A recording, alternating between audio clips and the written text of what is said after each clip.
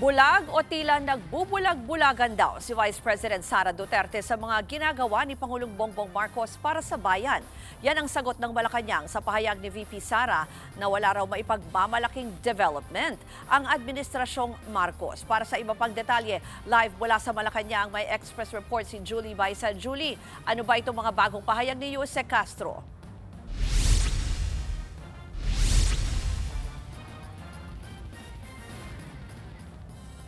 Ruth, puro drama pero walang gawa.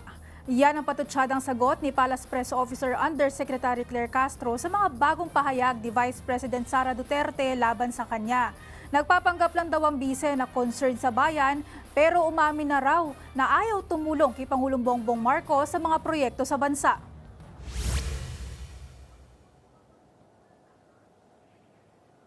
Sa press briefing kanina, binakbakan ni Yuse Castro ang pagtawag sa kanya ni Inday Sara na nagdadala siya ng kahihiyan. Anya, mas nakakahiya raw ang isang vice-presidente na nagbanta laban sa Pangulo. Nailathara raw kasi yan sa mga balita ng international news outlets. Maging ang paggamit daw ng abogado para pagtakpan ang paglustay sa 15 million confidential fund. Payo ni Castro, mag-isip-isip na raw ang publiko kung katulad lang din daw ni VP Sara ang mamumuno sa bansa. Samantala, Ruth, sa paniniwala naman ng Vice Presidente na may impeachable offense si PBBM, unahin muna raw nito ang kaso niya bago tingnan ang kaso ng iba. Isa pa sa sinasabi ni VP Sara na impeachable offense, ang pagtanggi umano ng Pangulo sa tuwing may nagsasabi na gumagamit siya ng illegal na droga. Buwelta ng palasyo dyan, unahin muna niya ang sarili niya at mas magandang itanong daw yan sa kanyang ama.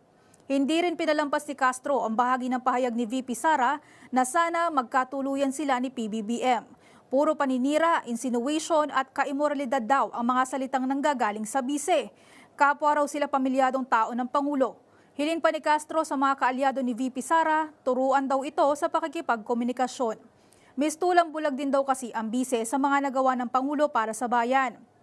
Pakinggan natin ang bahagi ng press briefing ni Yuse Claire kanina. Ang Vice Presidente ay bulag.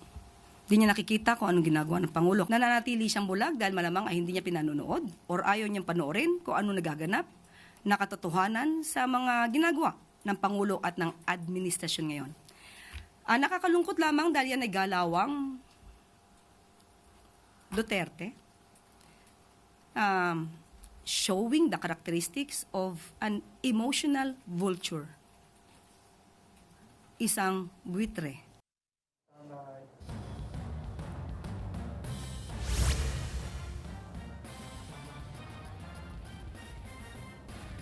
Ruth, may Valentine's message din si Castro kay VP Sara.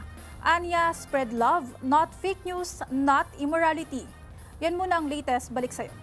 Julie, ito naman hindi galing sa bise pero doon kay Sharon Cuneta dahil nag-viral yung video niya na sinabi niya na nagkamali daw ng choice para sa running mate si PBBM na Vice President. May reaction ba dyan ng palasyo?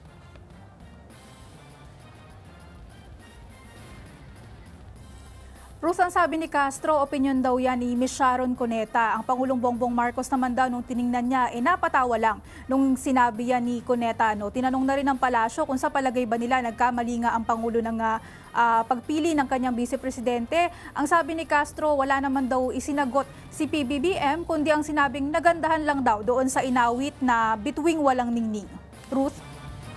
Yan pong Express Report ni Mobile Journal Julie Baisa live mula sa Malacanang. Mga kapatid, Ruth Cabalco, para sa mabilis na pasada ng mga balitang dapat niyong malaman, mag-follow at mag-subscribe sa social media pages ng News 5.